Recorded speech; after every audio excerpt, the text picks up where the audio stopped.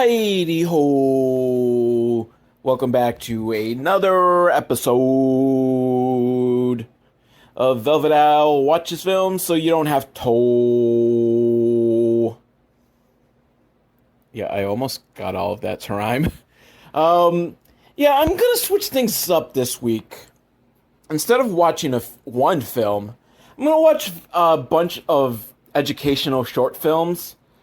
You know, the old, like, I guess they would show you in school to learn about things. And honestly, maybe just my memory's not that good, but I don't remember ever really watching educational films. Maybe like once or twice. But I don't know, maybe these things were popular in the 50s. So, but, you know, I'm going to learn some stuff and I'm going to convey what I learn to you so that you don't have to watch the educational films for yourself. Even though you probably should, because it'll help you learn. But I'm cutting out the middleman. So consider this like night school or something. I will teach you. You will learn from Velvet Owl. And how often can you say that? Never. You can never say you learn anything from me. If anything, you learn what not to do. But anyhow, I've got this channel on my Roku called Pub the Hub that has all these old public domain films. So there's a whole category on educational films, so I'm just going to go through and watch some of them. This first one's called About Bananas, and I'm going to assume that it's about bananas. So let's see what we can learn about bananas. First off, this is a silent film, so boring. I mean, I've got to read the text. Like, if I had to read text, why not just give me a textbook about bananas and read that instead? And I don't know, maybe this was made before you could put sound in films. So, but still. It shows us a map of all these countries where bananas come from. And honestly, there's a lot more than I thought there were. I thought there was like 3 countries we get bananas from. And I don't think any of them are banana republics. Maybe they are. You know, I feel like I'm an idiot because I don't really know the full ins and outs of banana republics. And I mean real banana republics, not the horrible store. But I don't think this film's gonna delve too deep into banana republics. But we're seeing a palm tree and someone's climbing it. I think it's a guy. My first thought was it was a monkey climbing a tree wearing human clothes, which would be just awesome. Maybe, you know, they don't even show us a close-up of who it was, so I'm gonna assume it was a monkey or some sort of chimp in human clothes. How awesome would have that been? I like chimps in human clothes. There's something just adorable about it. But our first destination that we're seeing is Guatemala City, which was founded in 1527.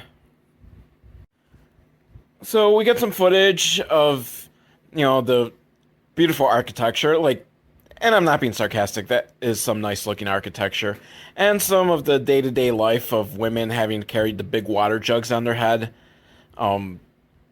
which I don't know, at what point did they stop doing that? Do they still do that in Guatemala? Has Guatemala, like, gotten enough of a rich economy that it doesn't need to carry jugs of water on their head? Do they have, like, a piping system now? But, you know, we see some ox carrying stuff, and we're going to see a virgin jungle being converted into a banana plantation. Ooh. Which, they did tell us that, you know, the banana industry is so important to the economy and stuff. And, okay, we're seeing some chopping down of trees, and there's some strings. I was about to say, like, my God, you can see the wires, but, I mean, if this is real, Like, yeah, you're gonna have strings when you chop down the tree to control where the tree's gonna fall. So, yeah. So this is real. Or if it's staged, very bad special effects. And banana farms must be drained on an enormous scale. Holy shit! What big fucking explosion! What? How does that drain anything? What the fuck? Are they just, modern irrigation methods? It's just one of the many engineering problems. Is that an irrigation method? Holy shit, why didn't they teach us that in school? That they explode shit to create irrigation. Just pieces of banana are used to... You're going too fast. They're planting stuff that needs eyes and just... I could pause and read what it says. But again, I don't want to read. And I'm still stuck on, fucking... the explosion! That was so cool! I guess, what? Are they exploding spots for the water to, drain? I don't know. I need explanation on that. I just want to learn more about the exploding irrigation. So they show us throughout the months how the banana tree grows, and now they're all fully grown, and the order has come in. They need to get the bananas. So they use these giant spears to kind of just chop down the banana tree. Which, I would think, maybe more dangerous, but easier to just climb up there, like the chimp in the human clothes was doing earlier, and just get down these bunches of bananas, because then you don't have to regrow the banana tree. Banana tree will just create more bananas, right? Isn't that how fruit trees work? They just keep growing the fruit. And they put these bunches of bananas on the back of a donkey, because I guess they don't have the carts to carry. Although, now here comes the train to carry the load of bananas. So the train has come to the ship with the bananas, and the title card tells us that they have to inspect the bananas, because only the bananas that are up to standard, get on the ship. But it feels like that's a step that could be done somewhere else. Maybe when collecting the bananas. Just, you know what I mean? Throw away the bananas that aren't good, and then that way the donkey doesn't have to carry bad bananas and break its back and just injure itself. And then you have more room to put good bananas on the train. Why are you getting rid of bad bananas? Have they not learned other things you could do with bananas? You can use the bananas that aren't quite up to snuff to make banana pudding, or banana cream pies, or bananagrams. I don't know. I don't eat bananas. I don't like bananas, so I don't really know the 5,000,001 uses of bananas. But banana is a fun word to say. And apparently the ships that bring the bananas back home to us, it's called the Great White Fleet. Which just sounds racist as fuck. Great White. The Great White Shark. And Great White the band. Because whites are great. So, that tells us, as a food for man, the banana is as old as history itself. But it is only recently that scientists have discovered its amazing food value. Discovered food value? People have been eating bananas for as long as history. And scientists are fucking exploring, should you eat bananas? Grandmother's Day, parents believed that bananas you went too fast, and I didn't think to pause. So now I gotta rewind. What bananas can cure. Bananas can cure something! Come on, hurry up, scientists! What did they cure? What did you find? Stomach aches. Bananas can cure. Oh, wait, no. Bananas cause stomach aches. That kind of makes more sense. Because it just seemed kind of weird to me that eating a food could cure a stomach ache. Like, don't you have to take, like, pills and shit for that? Because you can't put stuff in your stomach with the stomach aches. But today we laugh at this old-fashioned idea. So tells me the title card. Because doctors know better. And they order bananas for little children. You know, I could pause it and, like, do these, but you know what? I'm just gonna go with these. Because ripe bananas are one of the easiest foods to digest. I don't want to keep pausing. So I'm just gonna go ahead and just let it play while I'm just rambling about it. And they make kind of banana cereal by just cutting it up and pouring milk on it. Maybe? I don't know. That just sounds disgusting. I don't know. Any of you listeners out there, do you eat bananas with milk like it was cereal? But bananas are more than a delicious fruit. They're one of America's most important foods. Why? Why? Tell us. Don't just show us bananas. Tell us why are they important. Now we're getting some stop motion footage or time-lapse footage of bananas being peeled because we don't see any hands actually peeling them. And I feel like I'm watching an Andy Warhol film or some shit. Maybe Andy Warhol saw this and was like, this is why we should put a banana on the cover of the Velvet Underground's album. But they're about to tell us why bananas are important. So it's a good source of 5 of the 6 health-giving vitamins. Which vitamins are they? Tell me. I need to know. Oh, just now you got a fucking cartoon character just popped up on a silent film. No. The cartoon character comes out. I want to hear him in a squeaky voice. And on his shirt says A. So I'm guessing he's vitamin A. And I want some squeaky voice and squeaky music to go along with this. So we've got vitamins A, B, C, E, G. Because where was I going? You know, it doesn't have vitamin D or vitamin F. Is there a vitamin F? Because now that I'm thinking about it, I don't know if I've ever heard of vitamin F. And why is there no vitamin F? No, you can't go A, B, C, D, E, and then G. I want fucking vitamin F. Get on this, scientist. Find vitamin F. These minerals, they also help produce sound, healthy bodies, which, you know, we need not silent, healthy bodies, but sound.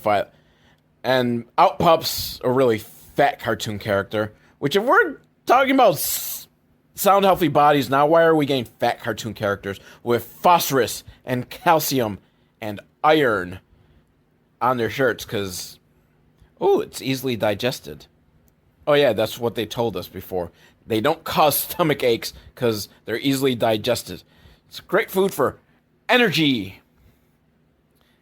And this is illustrated by people running a decathlon or something and swimming. Good old bananas. And playing baseball. Bananas for baseball and tennis. And energy for rowing. And now back to track and field. And all these different sports. And basketball. I'm kind of entertained. Oh, it's women's basketball. So women's basketball existed before the WNBA? That's good to know. Football. Man, bananas just help you with all these sports. And then now we got this girl eating a banana seductively. No, it isn't seductively, but you know, everyone thinks eating a banana is very seductive. At the end. And then more sports. Wait, you just lied to me. You told me it was the end, and now you're showing more. And I want to know more about bananas. I don't know. I think just this film screwed up and just showed the end over and over again. So, that was about bananas. I learned stuff that I've already forgotten. But But we know bananas do not cause stomach aches, and they help you play sports. And when you eat a banana, it kind of looks like you're sucking a dick. Oh, right. Now I'm excited about this next one. And this probably should be the last one I watch, but I'm just going through these alphabetically because I'm not going to put that much thought into what order I should watch these so that it ends on a banger. But this is probably going to be the best one. It is called All Women Have Periods. And if that isn't great enough, because not being a woman, I do want to learn more about menstruation. I don't understand how it fully works.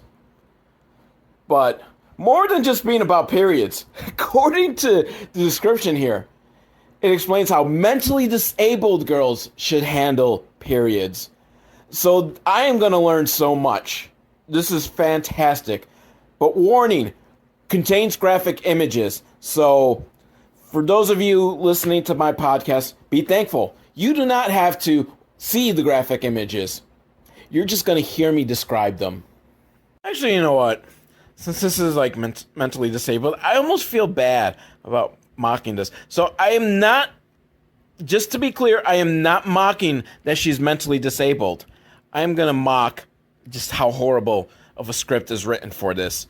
So we've got Jill, who's a girl, obviously with Down syndrome, and she asked her mom, like, you know, if she gets period, and mom says, oh, all women have periods. Title line. And then she asks, does Susie have periods? Like, well, why don't you ask Susie?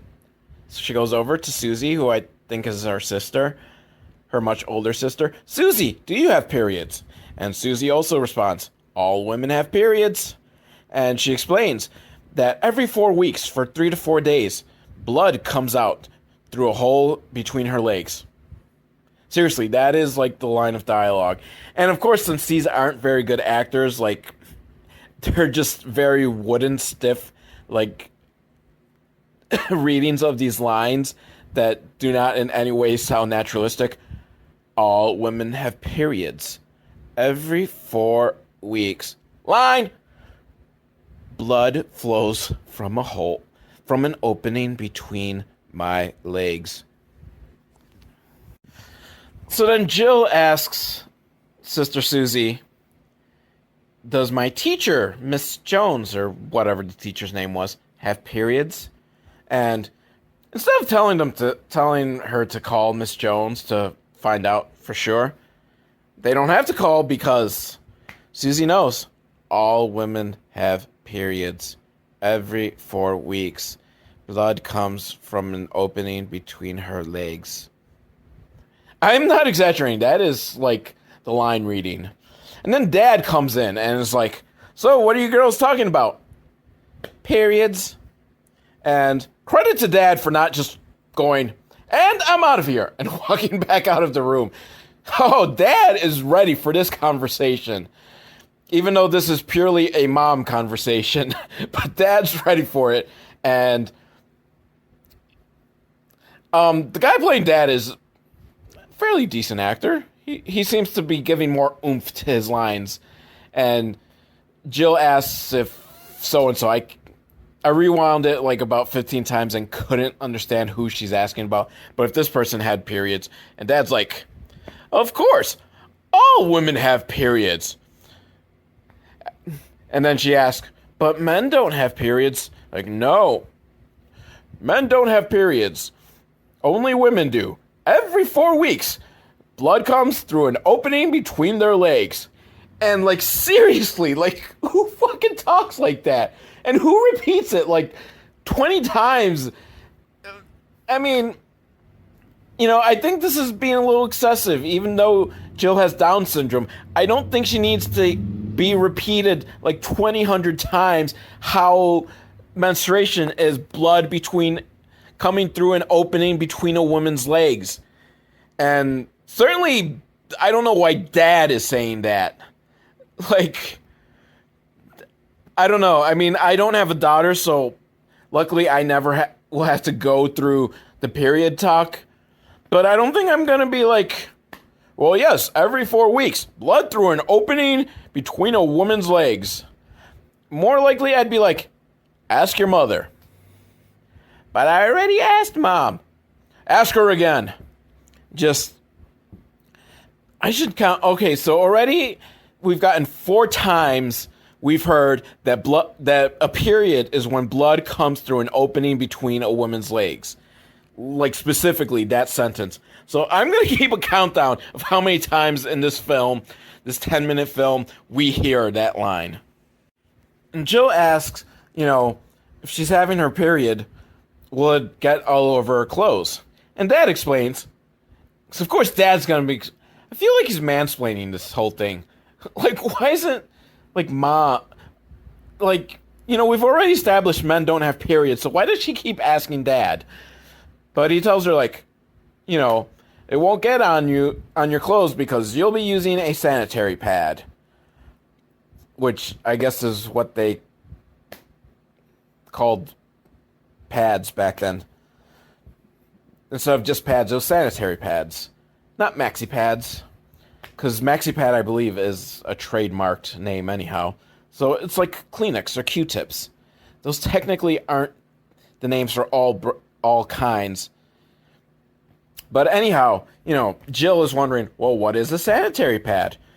And Sister Susie's like, come, I will show you. I'm having my period now. I fucking love Susie. I've changed my mind. I fucking love her robotic delivery here. But I don't know. Maybe it's just me, but I don't think someone needs to actually be on their period to explain to you a sanitary pad. But they go to the bathroom and Jill shows the sanitary pad, or Susie shows Jill the sanitary pad. And remember, Susie is on her period, so she's probably going to show her how it actually works. Because remember, there's disturbing graphic images in this film. Or I think it was just graphic images. Not disturbing, because there's nothing disturbing about menstruation. It's perfectly natural. So Susie's explaining shows that, there's a sticky side to the pad, because that side goes on her panties to stick on it. Fairly easy to understand. And, she's going to show how it works, because I'm on my period now. And, Jill's like, oh, does that mean the blood's coming? Yes, through the opening between my legs. So, I think that counts. Not the exact full wordage, but again, mentioning the opening between her legs. So that's 5. 5 times. And she's going to show her, and oh dear lord, yes, they do show the blood. And it kind of looks like ketchup or jelly, so I'm hoping it's not like real menstrual blood.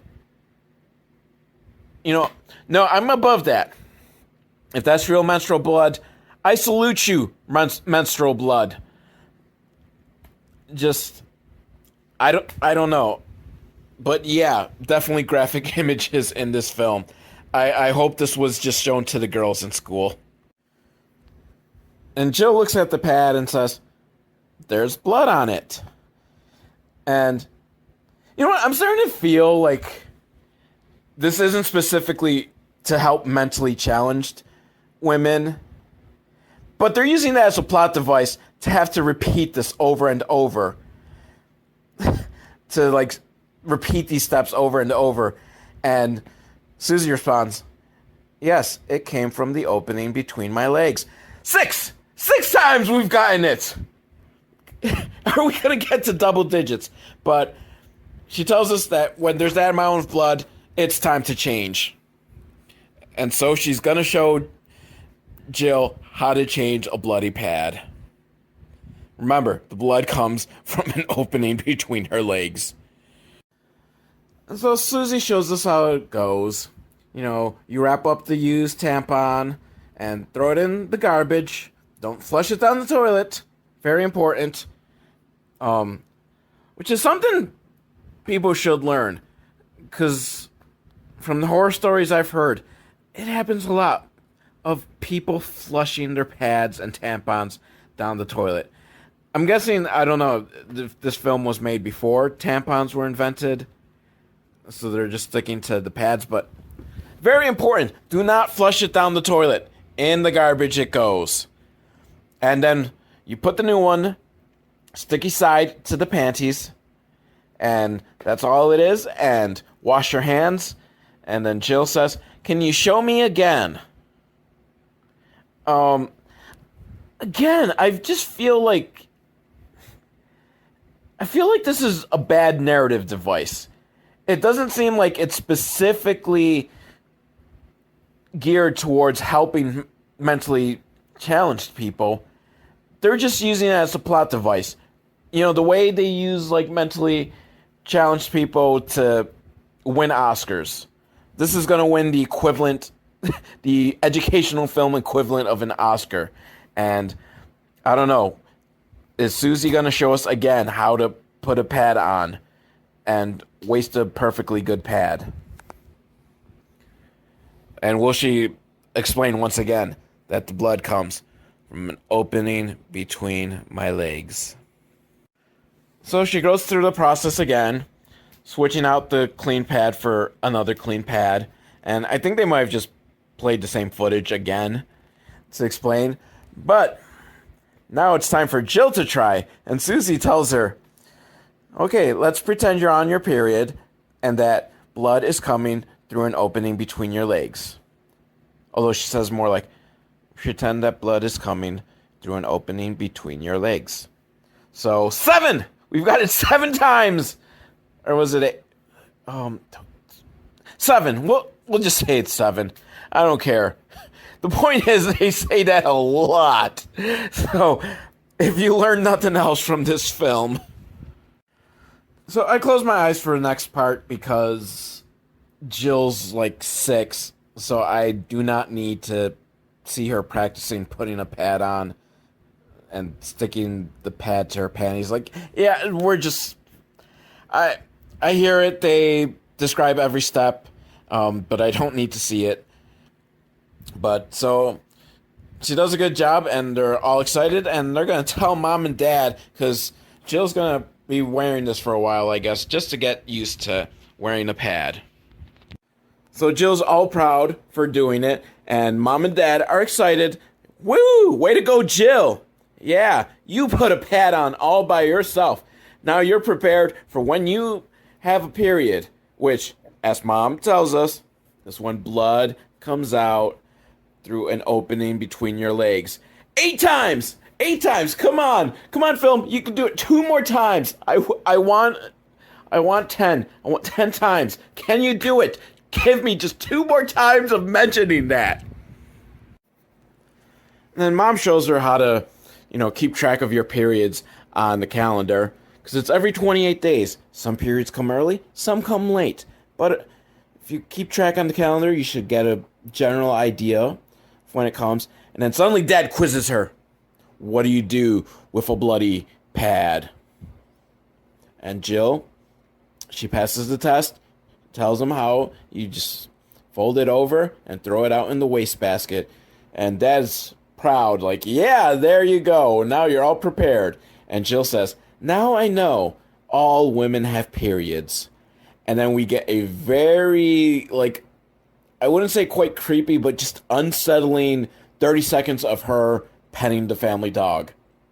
I don't know what it is, just the way she's, staring into the camera. It's just kind of, you couldn't just end on the all women have periods line. You have to show her, petting the dog in just this very, kind of weird fashion, looking at the camera like she's staring into my soul. Just I think that was the most disturbing part. That was more graphic than seeing the bloody pad. But now I've learned that all women have periods, and even though they only said it 8 times, I think it's going to stick with me. The fact that the blood comes out through an opening between a woman's legs. So I have learned that. And again, I think even though the description makes it sound like it's for how mentally disabled girls deal with it, but it's more just, it was a narrative device so that they can repeat it every step like 50 times. And, if people would have been like, what is this girl retarded? And I only use the R word because that's how people back then would have said it. And the answer is, yes, she is.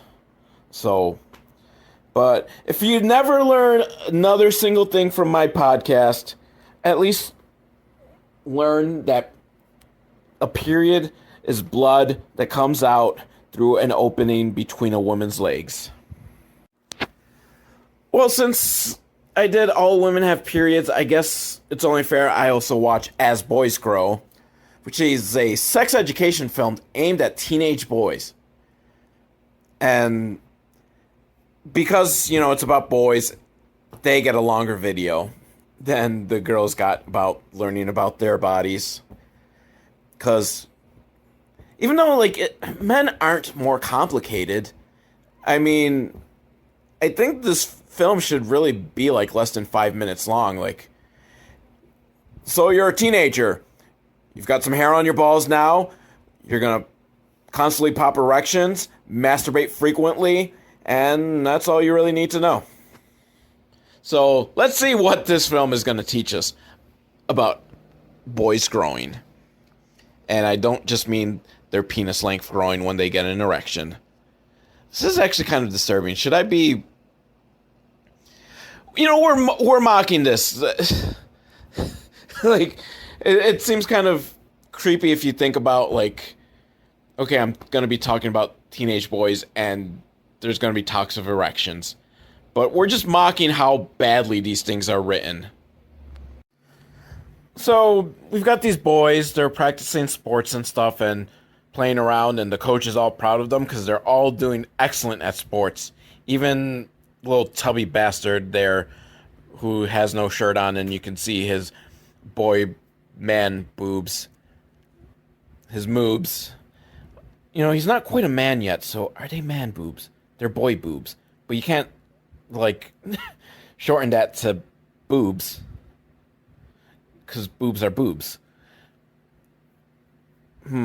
Why is there no educational film on that? But Pete injures himself because apparently the reason he's more injury prone than the other kids is because the other kids have developed sooner than Petey has. So apparently, and I was not aware of this, adolescence gives you superpowers or something. It makes you stronger. I can't be injured. I am a teenager. Maybe the coach will explain this better. So coach is telling us that, they're going to go through different changes. Apparently the tubby bastard cut himself shaving.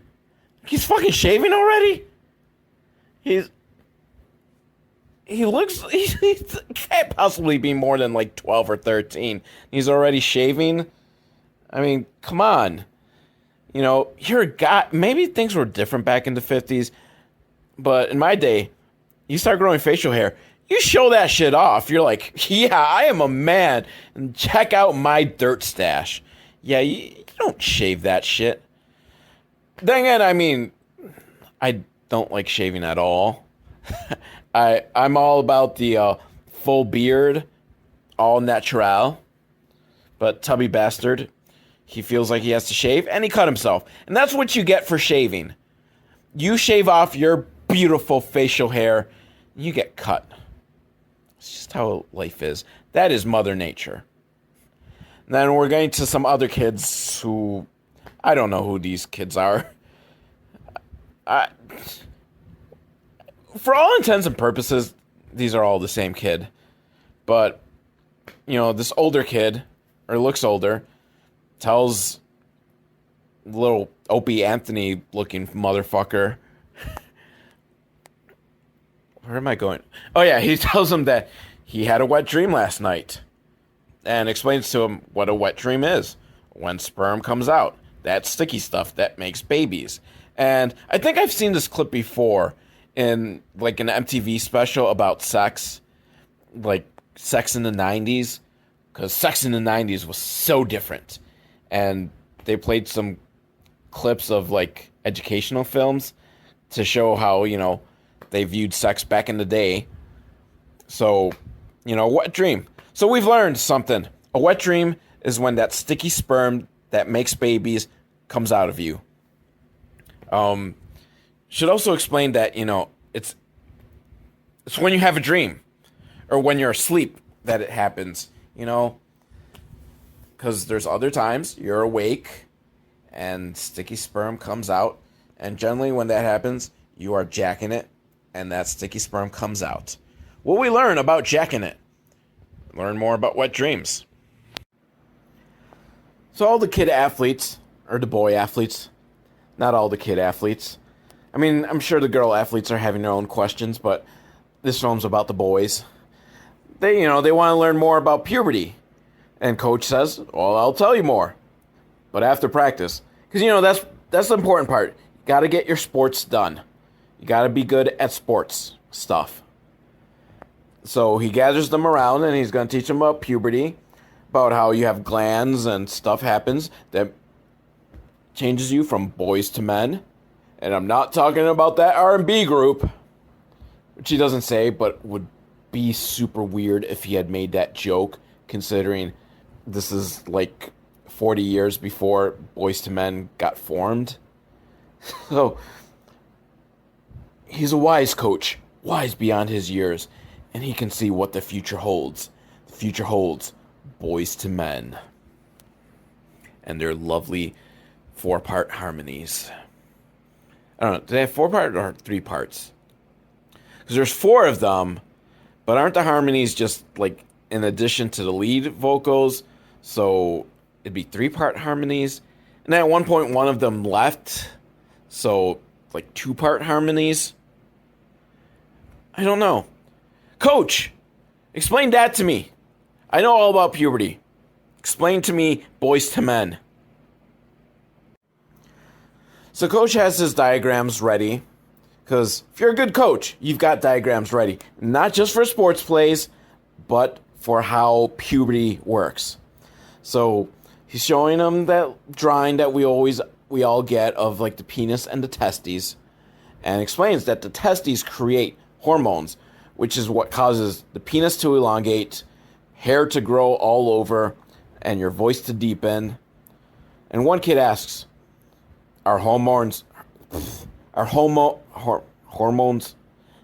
Word sounds really weird to me. You know how, like, if you say a word over and over, it just gets to the point where it just sounds really super weird? That's kind of the point I'm at. But the hormones... Oh, the kid asks if hormones are sperm. But no, even though they're both made into testes, sperm and hormones are different things. And coach is going to explain to us sperm. And so we learned that sperm is shot out through ejaculation. But not every erection results in ejaculation. Because sometimes erections just happen from things like a full bladder or horseback riding. Which, I've never been horseback riding, but I mean, I guess that makes sense. Now I'm never going to watch the Kentucky Derby the same. I mean, I never watched the Kentucky Derby to begin with. But now, I'm going to imagine all those jockeys just having hard-ons while they're racing. Because horseback riding... Another thing we're learning today, horseback riding causes erections. But it's not from having... You don't get erections because you have too much sperm, though. But if you do have too much sperm, you do have to get rid of it. But the body can get rid of it on its own through these wet dreams. But a boy can also help get rid of them through masturbation. And I love you, Coach, because you explain what every teenage boy needs to know. Masturbation does not cause mental illness. Thank you, Coach. It is perfectly normal. So you hear that? Even though since you're listening to this podcast, you're probably like in your 50s or something. I think that's who my audience is. But if you're still struggling with that, masturbation does not cause mental problems. The next day, the boys, they're expecting another lesson. And beforehand, they're all talking and they're wondering about menstruation and what it's like about periods, which Coach could probably save himself some time by just playing them the film All Women Have Periods. I will fucking be ecstatic, jump up for joy, and punch something if Coach explains that a period is when blood comes through an opening between a woman's legs. Please, Coach, please use that phrasing. But Coach apparently already has fucking diagrams of the female reproductive system. How did he know they were going to ask? I mean, I guess it's only natural that they would ask next, but he's got these things, just has them laying around. I'm starting to wonder about Coach. You know what? Coach does a better job of explaining menstruation than Jill's parents and sister did. Though I really, really wanted him to say opening between a woman's legs. I don't know why, but that's just become my favorite way to explain periods. That is how I'm going to teach it to my non-existent daughter. And he explains, fertilization and intercourse and, going out with a girl isn't just about making babies. It's about having a good time as well. Oh, yeah. I mean, he didn't say the oh, yeah. And, I mean, he didn't go straight into, really saying that sex can be for fun. Because it can be. But maybe he thinks that the kids just aren't old enough for that. But that's the end of the lesson for today. And then a couple of the boys ask a couple of the girls out on dates, which is going to the picnic and that the girls have to cook something for them. Which, I guess, it's the 50s. Teach the boys right away. Yeah, women are supposed to cook for you. Yeah, I don't know. This wasn't quite as entertaining as the women having periods or the bananas one. I was kind of hoping for more. I mean, Coach was cool. I wish he were my dad. I wish he had taught me about the birds and the bees and ejaculations and menstruation. Unfortunately, I did not have that growing up. Yeah. I don't know, but at least now we know about both women and men through the adolescence age. Up next, we've got As We Like It, which is about beer, described as sparkling, golden, pure, refreshing, a beverage as old as history. I'm not exactly sure where an educational film about beer would be screened. I mean, I'm hoping this wasn't shown in schools. I mean, it was the 50s. You gotta let the kids learn early about beer and what an amazing thing to have in your life is. Go alcohol. We get a quick history about beer. Brewed early on by the Babylonians and ancient Egyptians who completely loved it.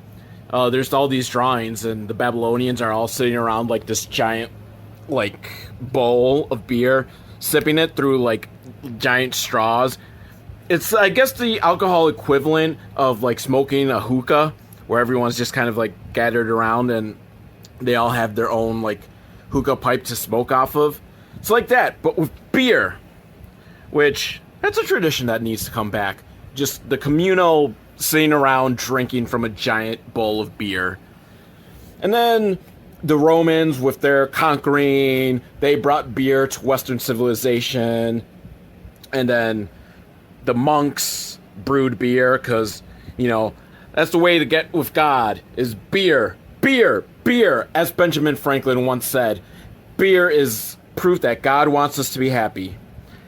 I amend that statement to also include hangovers are proof that God is an asshole. Just saying. So, and then the beer comes over to America with the pilgrims, fucking Puritan assholes who hate everything except for beer. Beer, beer, beer. and then some other stuff, and now beer is the greatest thing. People are drinking out of wine glasses. Is that how it was done in the 50s? Like, they've got kind of like these... Well, I guess I would... Maybe not so much wine glasses, more like champagne glasses. Which, you know, I know that Miller Lite, or Miller High Life, just, I guess the entire family of Miller, is the champagne of beers. So I can understand, you know, drinking Miller High Life out of a champagne glass. But if you've got, like, Anheuser-Busch, if you've got Budweiser, you should not drink it out of champagne glass. In fact, if you've got Budweiser, you should just pour it straight into the toilet. It's my personal feelings. But we see an elderly, middle-class couple that are drinking beer out of champagne glasses. We see some scientists doing sciencey stuff on beer, doing all sorts of experiments to, I guess, figure out what's the best flavor of beer. I don't know, like, microbreweries are all the rage and home breweries, right? So it can't be that hard to make beer. Personally, I've never understood the appeal of making beer yourself at home. Because if you're gonna go through all the trouble of making shitty beer for the whole purpose of just getting drunk, you know, like, go get some Red Dogs. Like, those things are like a fucking $1 a piece or something. You know, I think everyone has like this whole image of, I am gonna make this just super fancy, amazing beer. And it's like, fuck that. Why are you even drinking fancy beer anyhow? You know, I mean, I don't drink anymore, but back when I drank, it pretty much was, let me drink the most I can for as little as I can, because I am going to get fucking blitzed. It's all about getting just completely hammered, so I don't need this fancy shit. So, yeah, I would pound away Red Dogs, because, you know, at that point, who cares? Who cares what it tastes like? But they're telling me that, you know, it's like the biggest industry in America, and of all the food industries, none gets more care taken to make sure that everything's spotless, and it's great for the economy. So, beer, beer, beer! Then they throw a lot of facts and figures and numbers at me, and it's all too much for me to handle. Like, billions of dollars are spent on this, and hundreds of thousands of workers and farms and all that. And all to make great beer that gets poured into champagne glasses. I don't think I'll get over that. Is that really how it was in the 50s? Did they not have mugs invented yet? Because you either drink straight from the bottle or can. This is America, but I imagine probably cans weren't really a thing back then yet for beer. So you either drink straight from the bottle, or you pour it into a mug with a koozie to keep it cold. I'm pretty sure koozies weren't invented yet. But come on, mugs had to have been invented. Why are they drinking their beer out of champagne glass? That upsets me more than it really should. But apparently, with all this making, the excess grain gets to go back to the cows, which helps them make great milk. And the excess yeast gets used to make vitamins. So beer is great all around because it just helps so many things. I never knew this. Just beer is, you know, God's gift to us, I guess. Yeah, completely. It's the cause of and solution to all of life's problems, as a famous philosopher, Homer Simpson, once said. And in addition to all these wonderful things from beer, the beer companies pay taxes. Because I guess in the 50s, companies hadn't quite figured out how to funnel money into offshore accounts to avoid paying taxes. You know, Jeff Bezos, I don't think he could have survived back in the 50s where he had to pay taxes. He'd be like, what the fuck is this? How am I going to use all my excess money to fly into space? Which, depending on when you listen to this, may or may not be timely. if for some reason in like 10 years and YouTube still exists and you stumble across this video, you'd be like, what the fuck is a Jeff Bezos?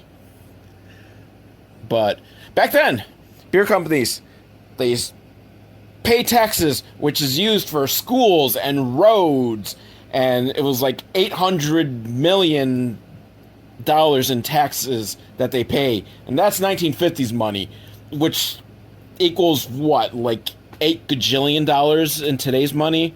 I don't know, but beer is good for the economy. And everyone involved in the beer industry is just fantastic, apparently, because they all know the importance of things. Like, the drivers know that they should obey traffic laws, and the people selling it at stores knows they shouldn't sell it to minors, because everyone is wonderful. Beer is just so good all around. Beer, beer, beer! And of course, the greatness of beer isn't limited to just drinking it with your family and friends at home. There's taverns, which you may recognize these days as bars.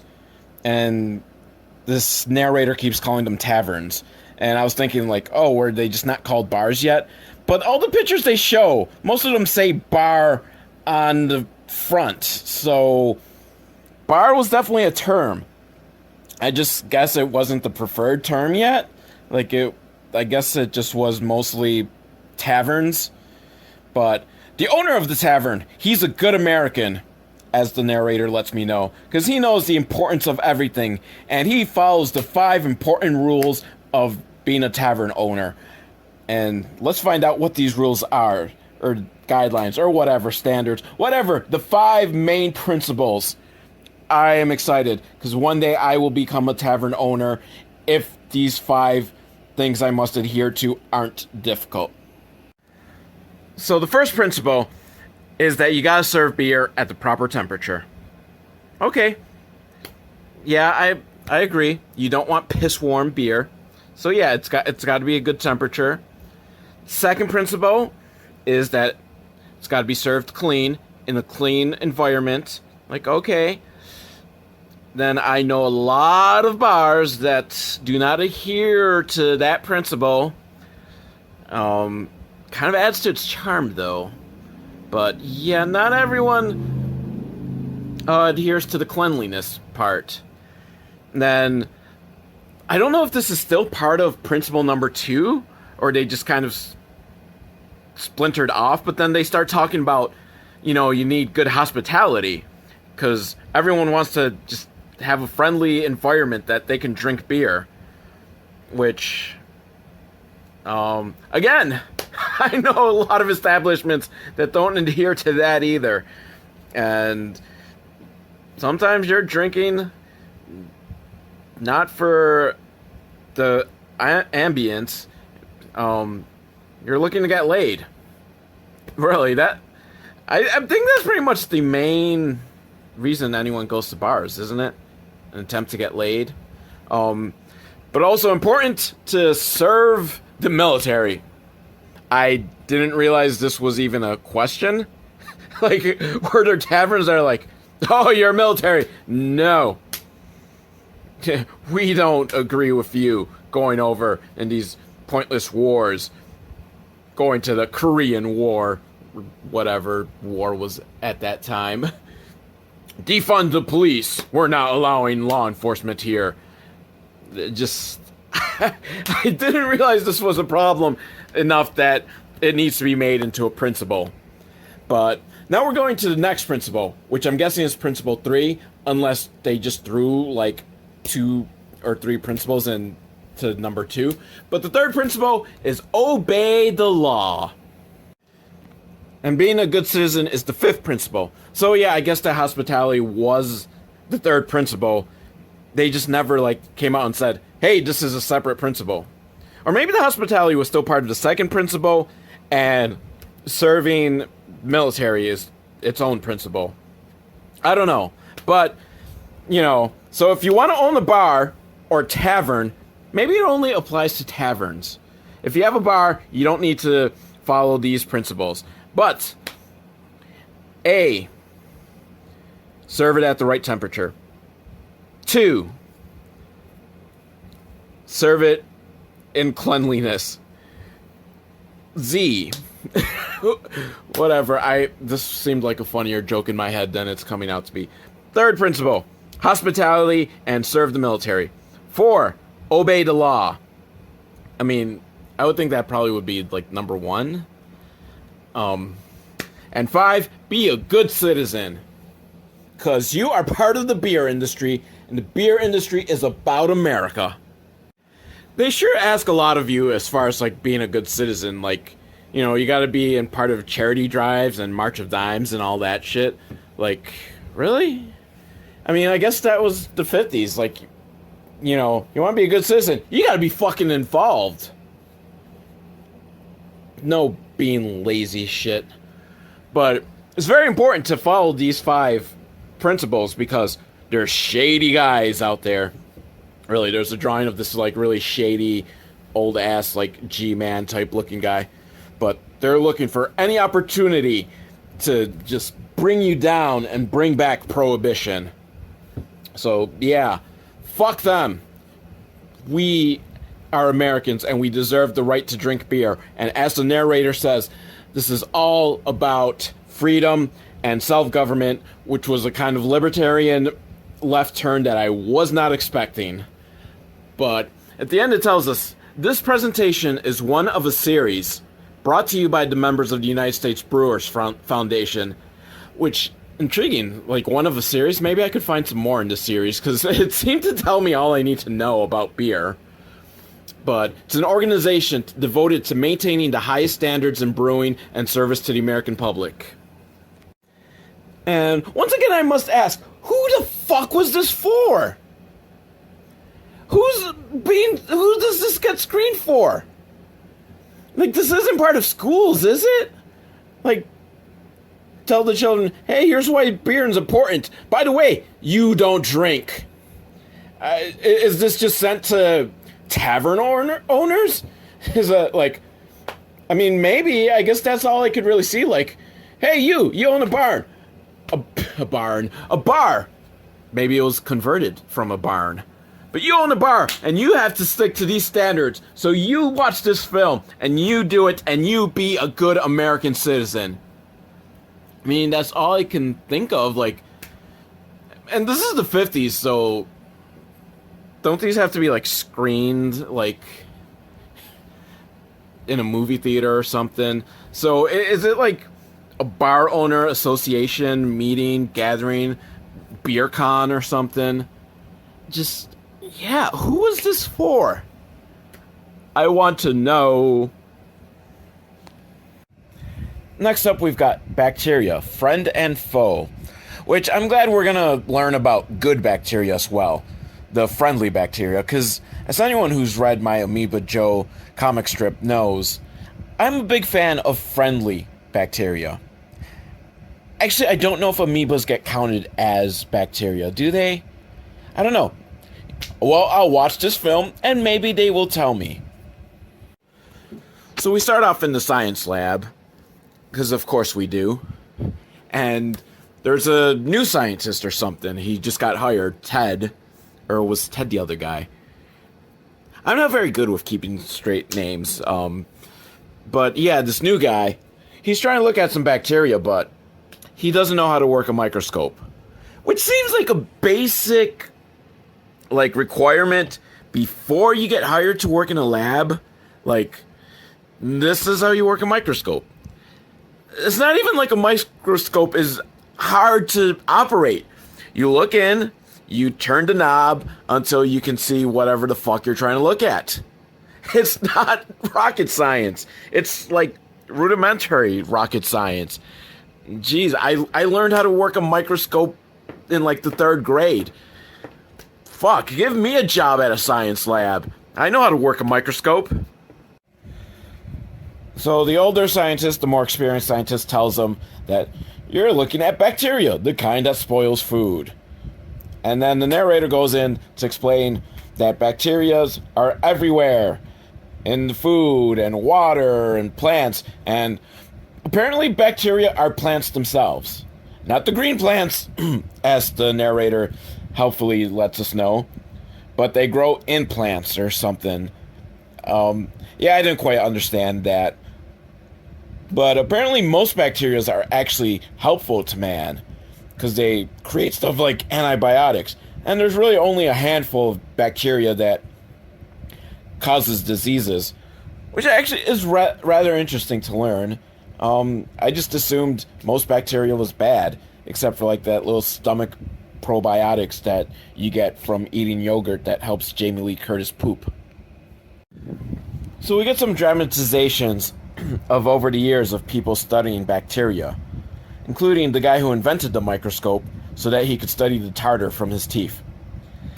Gross, but he did have a pretty cool, like, one of those curly hair wigs, but it was brown. I thought, don't they all have white curly hair wigs? No, I guess, because I think he's, like, French or something, and they were kind of more like, yeah, we're going to make it look like brown hair, whereas Americans were kind of like, well, we're going to make it look like white hair, because we're old and distinguished, or something. I don't know. I don't know much about the fashion of curly-haired wigs, but I like them. And they should definitely make a comeback. You know what? I am going to make a comeback. I am going to start wearing those curly hair wigs because they are awesome and they deserve to be the height of fashion. And then we also get like Louis Pasteur and some other guy, and they mix chemicals and stuff and realize, you know, bacteria can make you sick. And there's germs and stuff like that. And there's thousands and thousands of bacteria out there. And this poor scientist who just got hired, despite knowing nothing about anything, because he doesn't know how to work a fucking microscope, he's wondering, how can I learn everything there is to know about bacteria when there's so many out there? And I think step one is learn how to use the microscope, which he did. So he's got step one down. So basically there's three types of bacteria. There's parasites, which we all know parasites, right? They suckle you and take all your nutrients and energy and all that, or your soul. And then there's saprophytes, which are basically parasites, but for dead things. So, you know, I guess they're the good bacteria, because, I mean, you're dead, so might as well just give up those nutrients.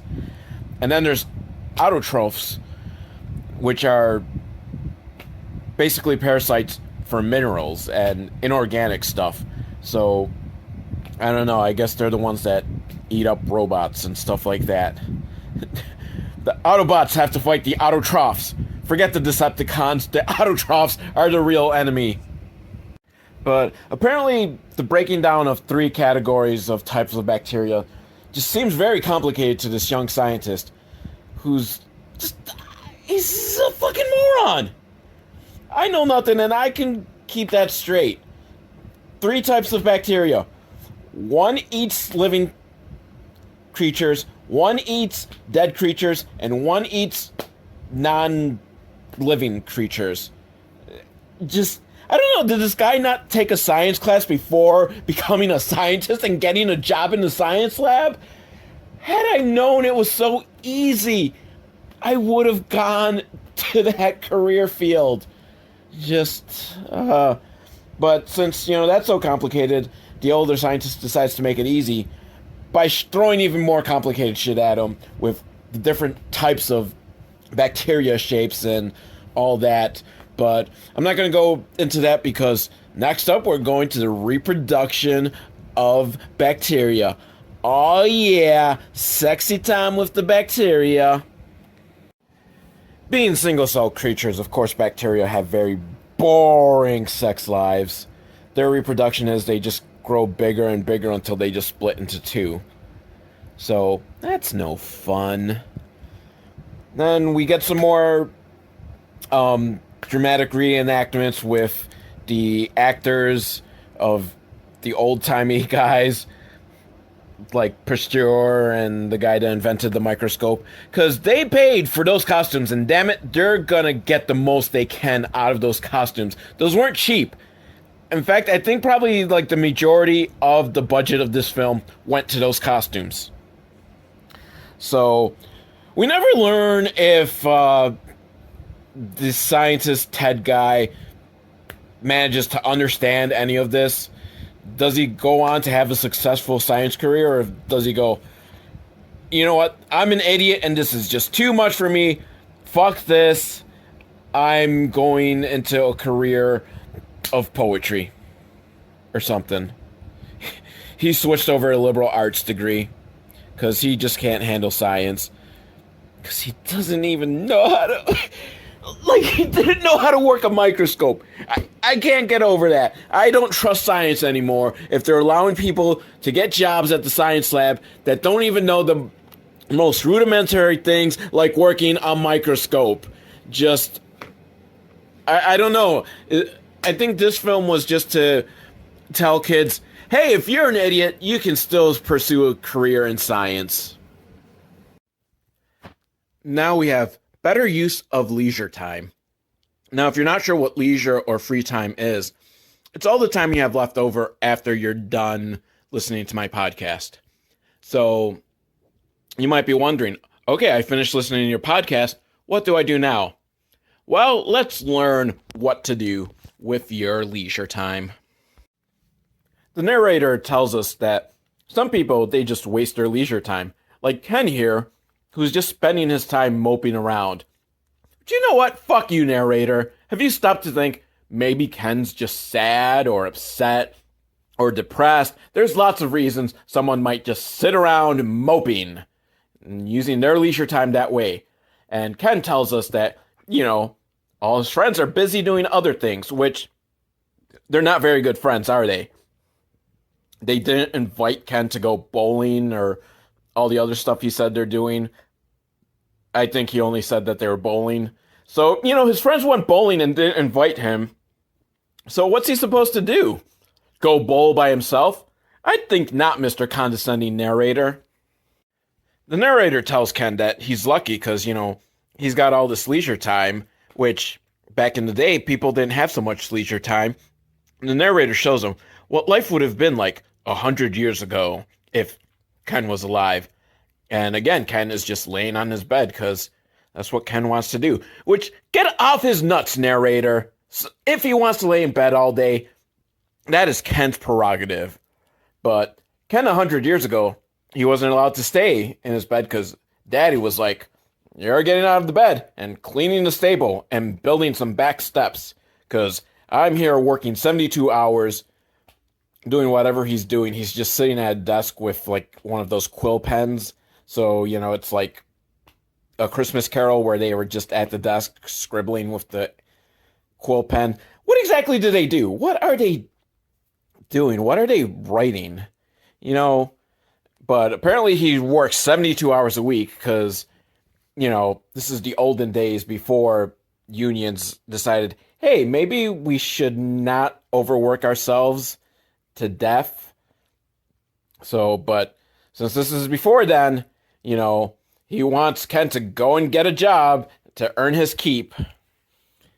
Ken 100 years ago does not have leisure time. Narrator then shows Ken what his dad would have been like 50 years ago, which for some reason Ken's dad was in a barbershop quartet, I think. He's got like the striped suit and that like crazy little handlebar mustache. He just needs the hat. So I don't know what I don't know what Ken's dad did for a living 50 years ago, but he only had to work 60 hours a week. Things were getting better. And then narrator shows him what life is like today for Ken's dad, who only has to work 40 hours a week. Because, you know, good old unions, they have made things better for us.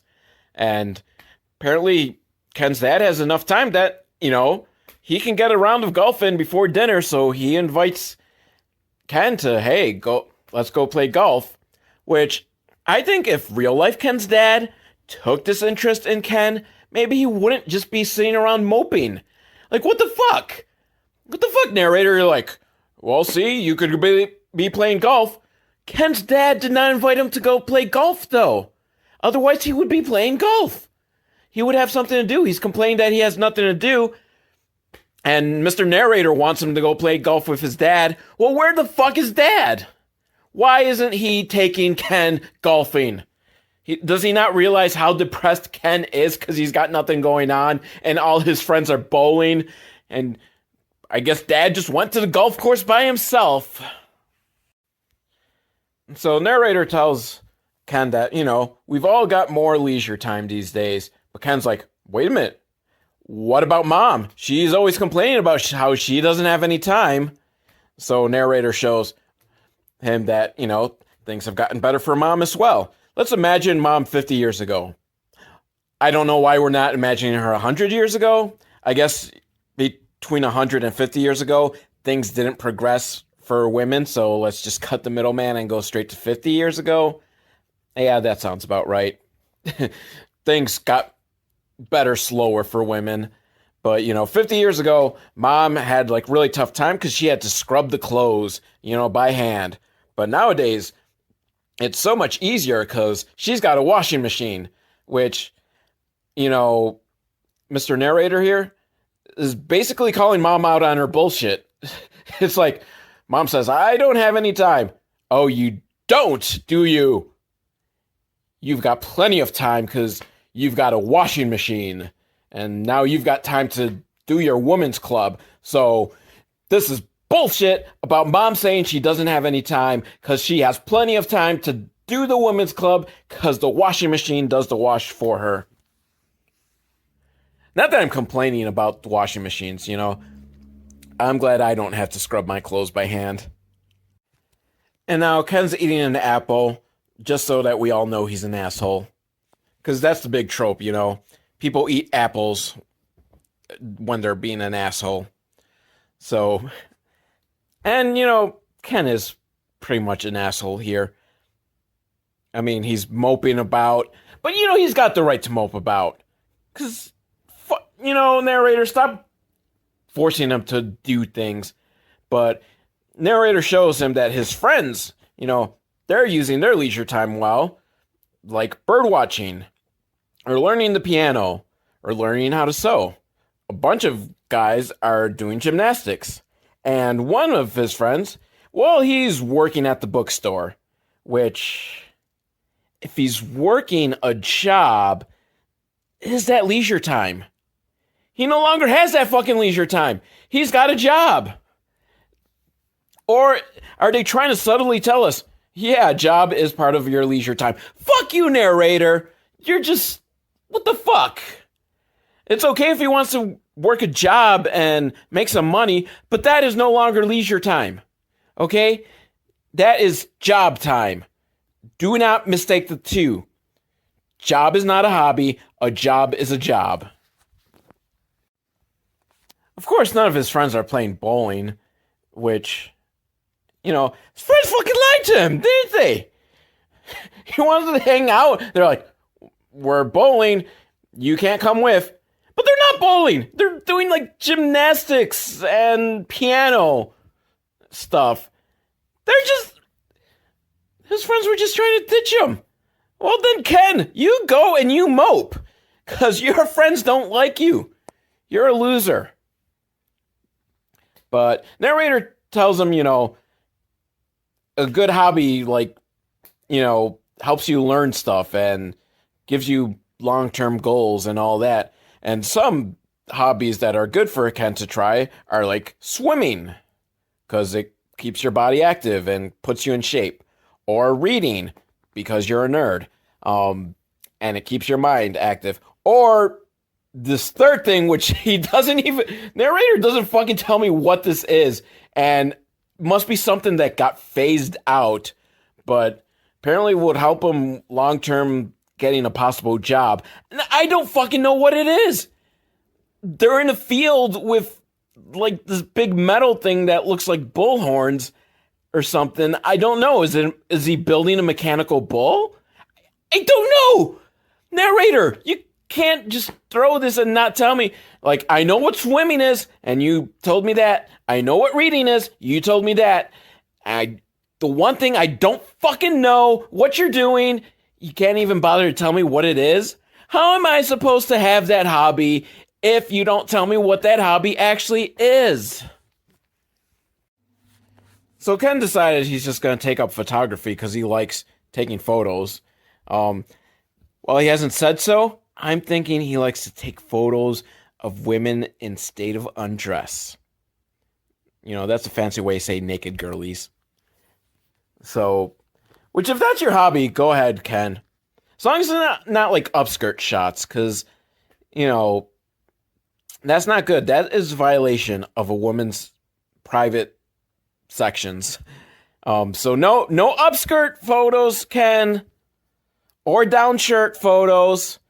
You be nice. You be a respectable pornographer. And so now the narrator tries to shame us and asking us, what's a good use of our time? Are we going to use our time well? Well, you know what? Fuck you, narrator. Because you know how I'm using my leisure time? Recording this podcast. And that's a good use of leisure time. And you listeners, you're using good use of your leisure time by listening to this podcast. So those were some educational films, and I hope you learned something. I learned some stuff that I've pretty much forgotten, except for the fact that a period is blood that comes out through the opening between a woman's legs. So if nothing else, at least we've learned that, right? So as usual, hit me up at velvetowl@hotmail.com. I say it every week, and one day someone will email me and say hi. You can leave a comment on if you're listening to this through YouTube, or I don't know if there's other places that allow you to leave comments, but if you can do that. And sometimes people do leave comments, and it's almost always a spam link to a porn site, which I don't know. But maybe one day I'll get a real comment. So till next time, Velvet Owl signing out or something. The end.